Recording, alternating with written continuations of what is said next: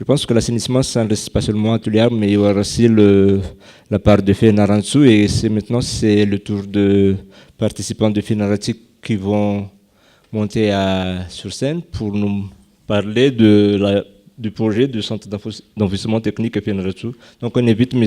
Damien Khaï et Honoré Andrea Mianza Toukas de faire leur présentation.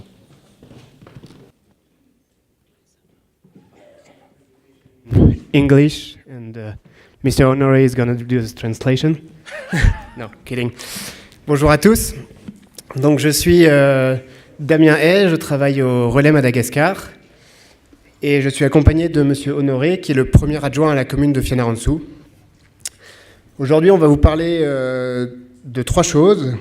On va vous parler de Fianarantsoa, et du Relais que je représente. On va vous parler du centre de traitement et de valorisation des déchets, et en particulier le projet d'enfouissement technique. Et ensuite, on va vous parler aussi des réussites et difficultés d'un partenariat public-privé qui existe depuis 4 ans et dont on voudrait vous faire partager un peu justement la réussite de cette volonté politique de changer les choses à Madagascar.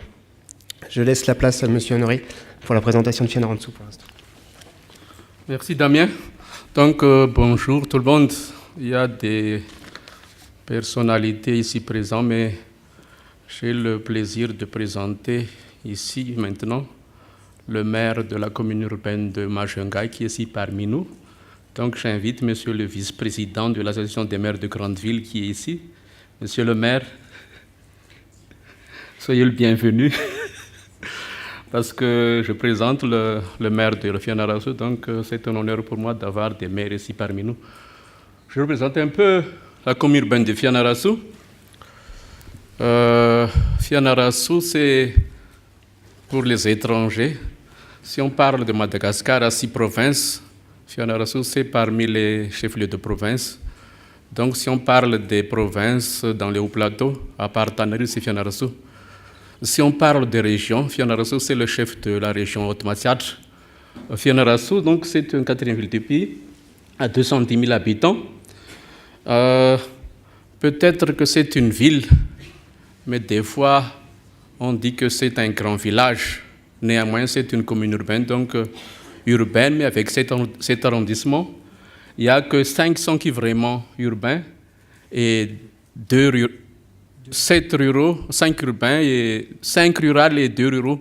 Mais même sur les 5 qui sont urbains, les 2 urbains, il y a beaucoup de rizières, comme on le voit sur les photos. Tu passes là? On ne va pas s'étaler, mais on va vous montrer ce qui était passé avant l'arrivée du projet en 2013. Donc, on voit les déchets éparpillés tout à Fianarantsoa. On a un bac métallique, mais on ne le voit pas parce qu'il y a les déchets qui sont remplis.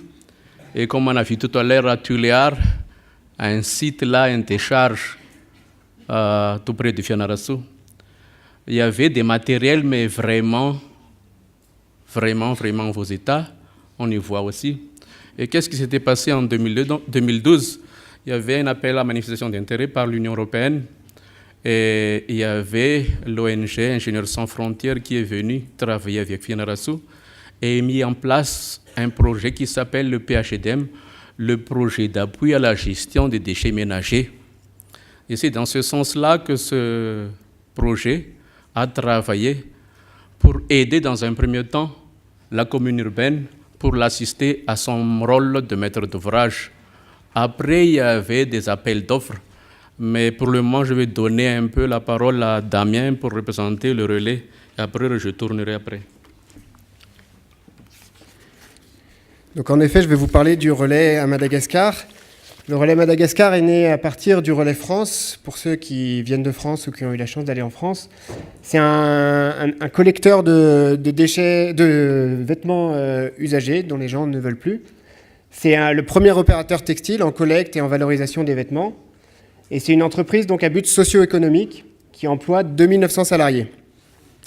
Et en 2008, il a été décidé de créer une branche à Madagascar pour se rapprocher de là où étaient envoyés les vêtements. Et donc a été créé le Relais Madagascar, qui est une entreprise sociale et solidaire autour de l'économie sociale et solidaire. C'est-à-dire qu'on n'a pas de bailleur, on essaye d'être une entreprise autonome, de faire du profit et de réinvestir ce profit pour l'homme, pour créer des emplois.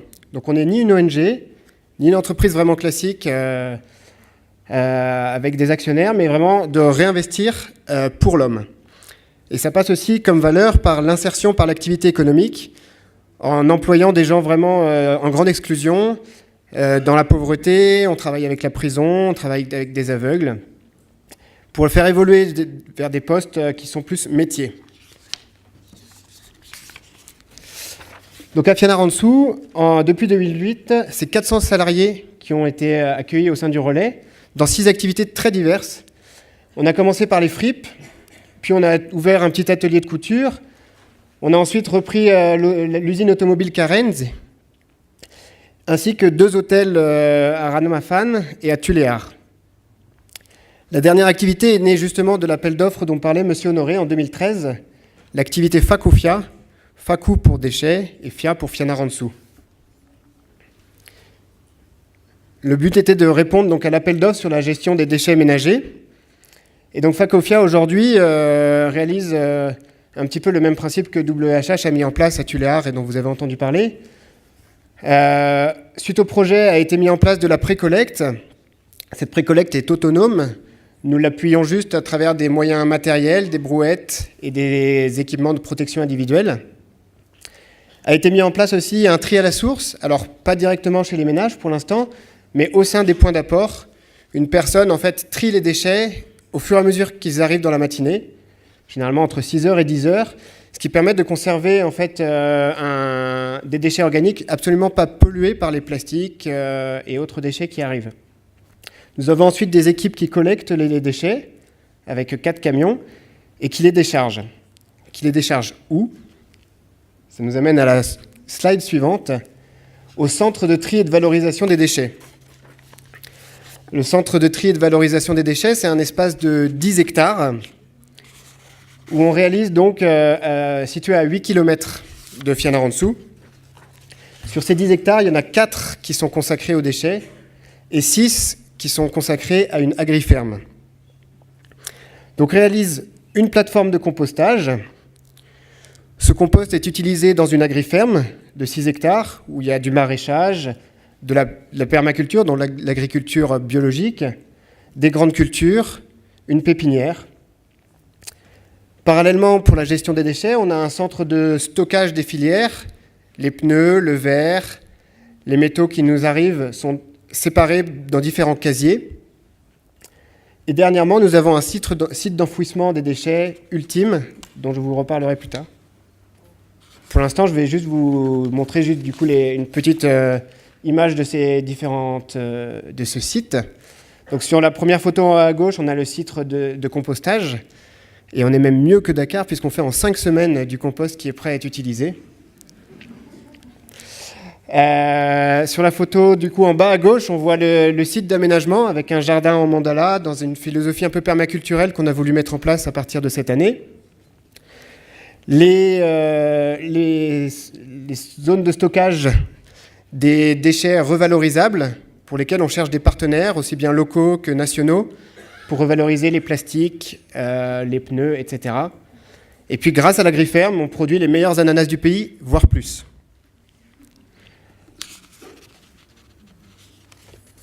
Donc, je vous ai parlé des déchets organiques qui sont directement triés puis mis en plateforme de compostage, les déchets revalorisables qui sont stockés, et enfin les déchets ultimes, les déchets dont on ne sait pas trop quoi faire, sont stockés dans un centre d'enfouissement technique, un CET. Dans ce CET, on ne va pas avoir de problème de méthanisation car on n'a pas mis de déchets organiques. Donc on a un principal sujet qui est la gestion des lixivias, qui est en fait le liquide passé à travers les déchets et qui est l'eau de pluie ou même la transpiration des déchets et qui est un liquide très toxique. Pour cela, on a utilisé en fait la forme naturelle d'un vallon sur le site avec une terre tout en bas qui était argileuse, très peu perméable. On a recouvert ensuite d'une couche drainante composée de gravillons et de drains qui permettent de récupérer l'eau. Et puis au-dessus de cette couche drainante, et donc tout à droite, on voit un écran d'étanchéité qui permet vraiment d'éviter que tout le liquide, que toutes les eaux de pluie ruisselantes, etc., s'en aillent. Au-dessus de cette couche drainante, on a donc les déchets ultimes qui sont positionnés. Et puis à terme, on va recouvrir de terre et refaire un aménagement paysager par-dessus, sans aucun problème pour l'environnement, puisqu'on récupère ce qui est le plus dangereux, à savoir le lixivia. En aval de ce projet qui est maintenant même une réalisation, on a pour le coup un projet de lagunage. On attend cette saison des pluies pour un peu quantifier le lixivia qui va venir, de faire du lagunage par phytoépuration pour éventuellement diluer et rejeter, ou même réutiliser pour arroser par exemple le compost. Donc là encore, on est dans une volonté vraiment de circularité, et tout peut être réutilisé. Le déchet est vraiment une ressource.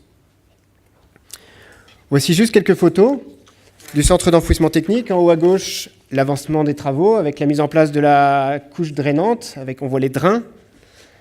À droite, le CET était prêt à être mis en fonctionnement. Et puis en bas à gauche, le premier déchet, on va dire, avec les sachets, les couches, etc. Et en bas à droite, c'est le début du capping. Le capping, c'est donc le recouvrement par de la terre. On peut appeler le centre d'enfouissement technique un énorme gâteau de déchets, et sur lequel on vient mettre du glaçage. On voit ici l'apport des déchets qui sont dans des gounes, dans des sacs plastiques qui ont été pré-triés donc au tri à la source. Et puis le début du capping, on le voit ici, c'était assez récemment. Il faut imaginer que sous le plan incliné, ce sont que des déchets. Il en arrive à peu près 5 mètres cubes par jour. On a une première zone dans le premier vallon où on a une durée de vie, on estime, à 6 ans, avec une possibilité d'étendre sur 2 vallons pour une durée estimée à entre 60 et 80 ans. On a été un peu optimiste sur les 80 ans, on va essayer de s'y tenir. Le but, c'est de continuer à réutiliser tout ce qu'on peut réutiliser. Je relaisse la place à M. Honoré sur justement le partenariat qui a été créé avec la commune depuis 2013. Donc, pour revenir un peu, le PPP, c'est le fameux partenariat public-privé. Damien a parlé du terrain. Effectivement, parmi les apports de la commune de Fianarantsoa, c'est la mise à disposition de ces 10 hectares à titre bail emphytéotique pour 99 ans. Et les avantages, indépendamment des changements des régimes et des personnes, le service continue parce que les hommes partent, mais la ville reste.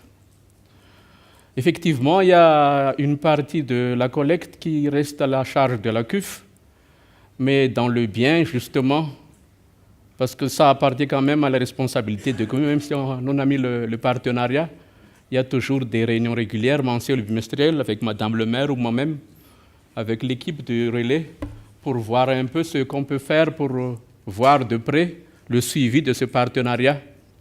Et des fois, on ose prendre des décisions vraiment techniques, pas sans encore, mais avec l'aval de nos responsables. Continue là, Damien. Oui. Quel est l'avantage de la commune urbaine dans ce sens? Donc, les photos le disent. Auparavant, il y avait des bacs métalliques, il y avait les déchets, et des fois, lorsque le camion qui était préparé pour l'enlèvement de ce bac est mis en panne, on ne peut rien faire. Il y a les déchets qui sont là. Actuellement, on a le bac à côté. Il y a l'agent du relais avec son masque et sa combinaison. Il y a un bac propre parce que le camion vient d'enlever les ordures. Effectivement, on parlait tout le temps de problèmes de moyens des communes. Mais on peut dire qu'indépendamment des limites de la commune, il y a la ville qui commence à être propre.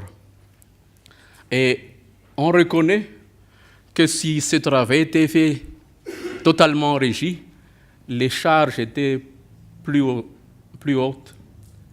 Et lorsqu'on a vu le camion tout à l'heure, la dernière dotation de la commune revenait à 2007 et les derniers camion qui était en marche, on l'a vu auparavant sur la photo, la Mercedes verte. Mais même si on n'a plus de camions actuellement à la commune, la ville est propre parce qu'on a surtout ce partenariat public-privé. Et des fois, quand des visites ou des fêtes, on s'épaule un peu pour rendre la ville propre parce que des fois, on dit que lorsqu'il y a des vahines ou des étrangers qui visitent les villes, et c'est la coutume, on met des tis là, et c'est peut-être quand même un peu péjoratif, mais ça revient là-dessus, parce que des fois les gens n'arrivent pas bien à nettoyer de coussins en bas, mais on cherche de trouver des nattes vraiment propres, neuves, et on les met dessus. Mais là, ce n'est pas le cas pour Fianarantsoa. Lorsque vous allez à Fianarantsoa, la ville est toujours propre. On essaye de la faire toujours propre.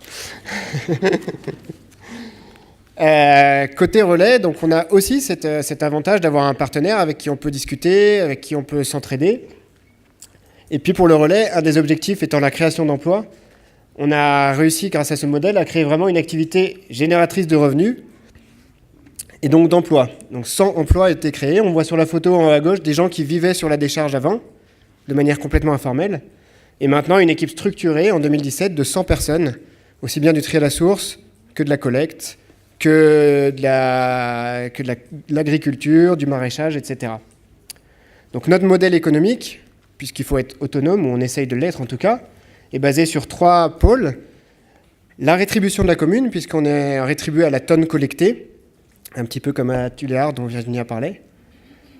La vente de produits à l'agri-ferme, qu'on cherche encore à développer. On cherche à faire une politique de semences aussi. Enfin, il y a plein de choses à développer sur ce côté-là qui correspond vraiment à l'agriculture urbaine. On n'est qu'à 8 km de Fianarantsoa sur un site, sur une déchetterie qui est un petit paradis, on peut appeler ça comme ça. Et puis sur la vente de compost, qui est vraiment la clé et la clé de voûte pour ce modèle économique. Parallèlement aux emplois créés, il y a bien sûr une fierté de participer à la salubrité de la commune.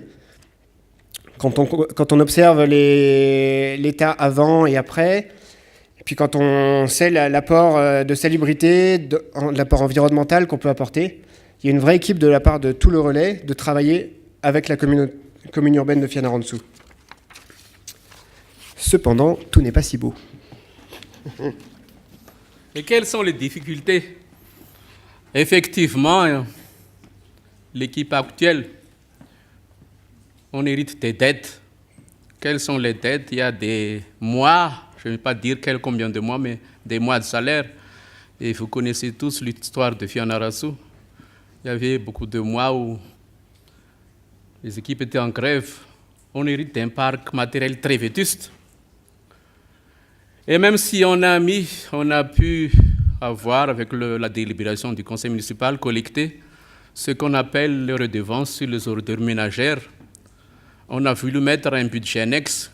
Comme quoi? Parce que vous connaissez tous que la législation ne permet pas des fois de mettre des ressources affectées que de garder les ressources obtenues sur les redevances de ordures ménagères pour payer nos partenaires. On a voulu mettre un budget annexe, mais avec la lourdeur administrative, ça n'a pas encore fonctionné. On est en train de trouver des solutions. Néanmoins, même si on ne peut pas honorer l'ensemble des factures, on essaie de trouver des solutions pour payer une partie des factures de nos partenaires avec des carburants.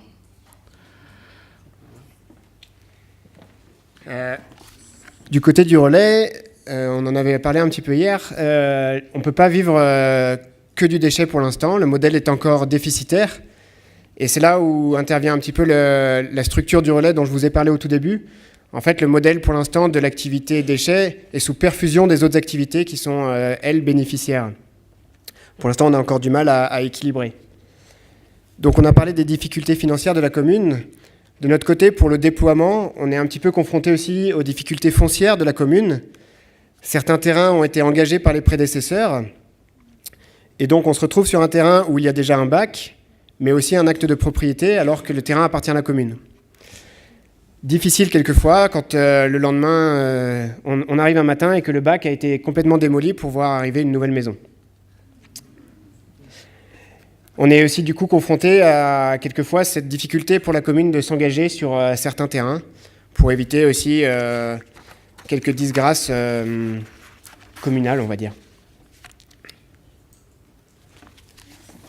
Quelles sont les perspectives du coup de ce partenariat qui, je le rappelle, quand même fonctionne et qui est un bel exemple à Madagascar? Donc, je laisse parler les photos. Auparavant, c'est le même lieu, mais on l'a pris de deux angles. Ceux qui connaissent un peu Fianarantsoa, c'est du côté d'Akufaf, près du commissariat de police de Kufaf. Auparavant, il y avait tous les déchets là à côté. Et après, il y a le bac installé à peu près propre. Et on essaie de continuer un peu. Nos objectifs, effectivement, on essaie de travailler, de trouver des lobbying par-ci, par-là, faciliter le décaissement, parce que les gens se plaignent quand même. On a payé nos taxes sur le redevance sur les ordures ménagères, mais comment se fait-il que nos partenaires ne sont pas payés? Il y a le redressement des finances.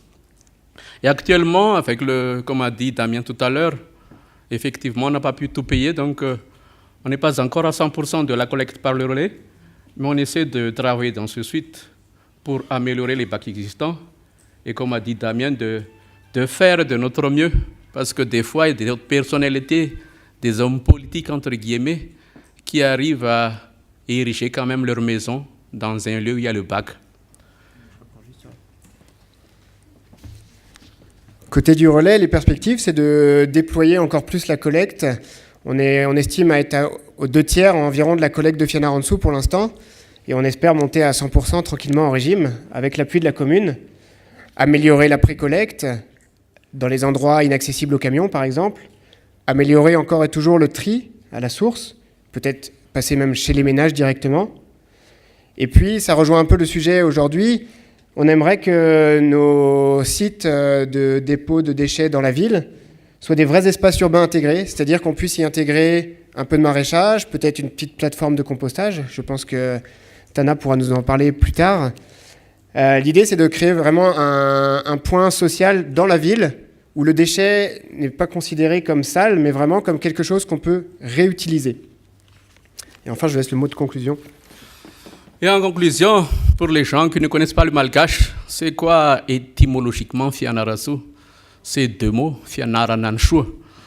Donc c'est là où on apprend le bien. Donc on apprend tout le temps, même si on est vieux. On a eu l'exemple de ce qu'on a fait avec les 3P, avec le relais Madagascar.